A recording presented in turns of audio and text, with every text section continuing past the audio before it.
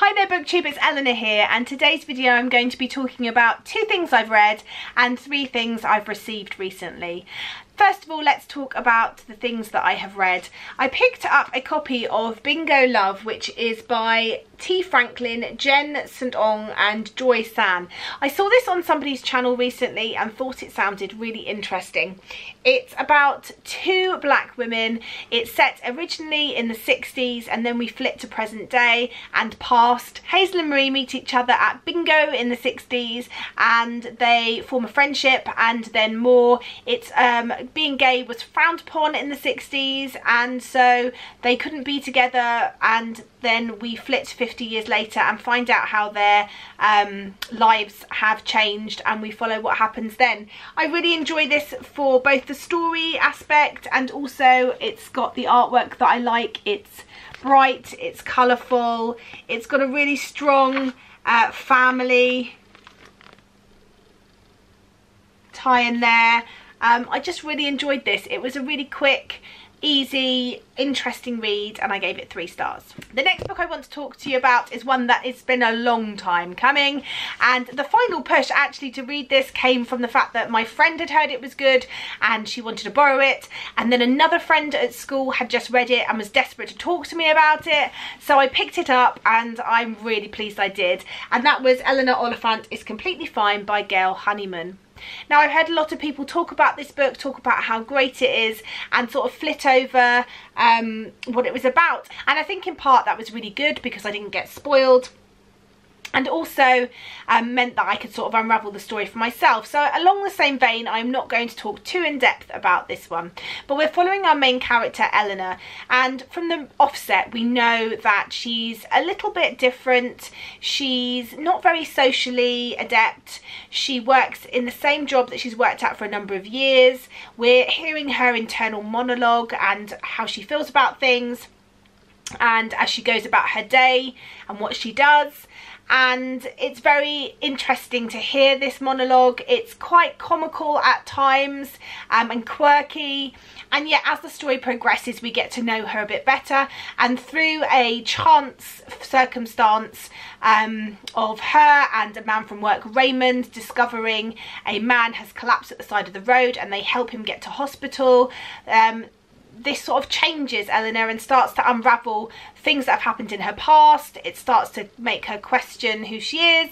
It starts to help her to see a different life she can have for herself, and we delve into parts of her past, how that has affected her future and her relationships, and how to interact with people. I think that's something that is covered really well in here, talking about how social interaction and how to behave around people is something that is learnt, and it's definitely something that I see and we talk about every day at school, is showing children how to react to each other, how to talk to each other, how to be with each other, by demonstrating that either with colleagues or with you know, the children, and talking to the children in the way that we expect them to talk to us.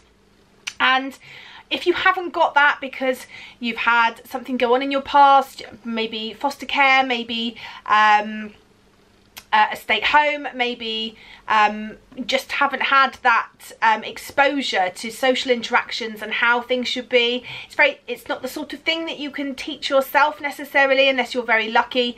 And I just think it's really interesting in here watching how Eleanor has pieced together how to behave in situations from her history and her past, and I thought it was really good.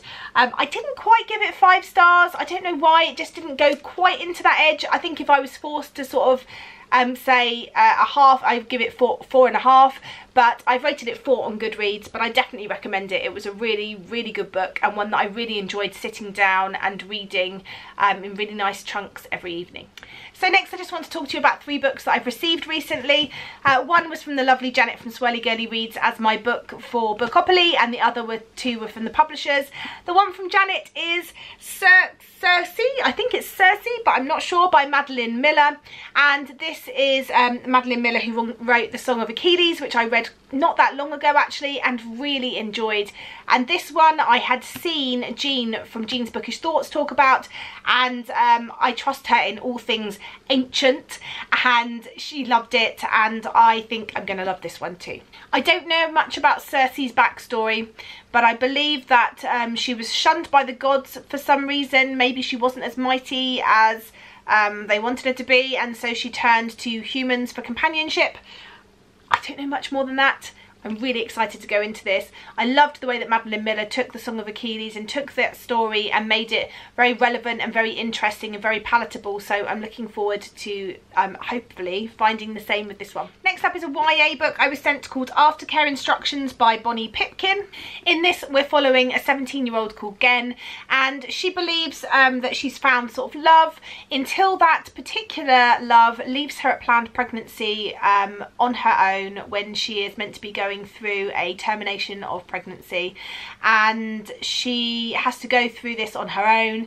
She then starts to unravel their love story, and it's not all that it seems, and it's coming to terms with what you thought was true. Obviously I don't know if she goes through with the termination of her pregnancy or not, but I found the idea of this really interesting. And then the last one is The Children of Jocasta by Natalie Haynes.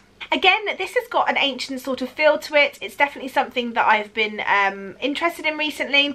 The back says that Jocasta is just 15 when she's ordered to marry the King of Thebes, an old man she's never met. But it is her duty to produce an heir that will alter the course of her life forever. Ismen is the same age when she is attacked in the palace she calls home. Since the day of her parents' tragic deaths, it was the one place she felt safe. But with a single act of violence, all that is about to change. With the turn of these two events, a tragedy is set in motion, but not as you know it. The Children of Jocasta follows the lives of two forgotten women from the myths of Oedipus and Antigone, casting a fresh light on these ancient and engrossing stories. So I'm really looking forward to this one. And this is definitely something that I'm interested in at the moment, so maybe something that I pick up quite soon. Anyway, have you read any of these? What are your thoughts on them? Are you in the camp of loving Eleanor Oliphant like me? I'm so pleased I've joined the ranks of the lovers of this book, because it truly is an all-rounder. I feel like it would really appeal to so many different people. Anyway, let me know your thoughts, and I look forward to speaking to you soon. Bye for now, BookTube.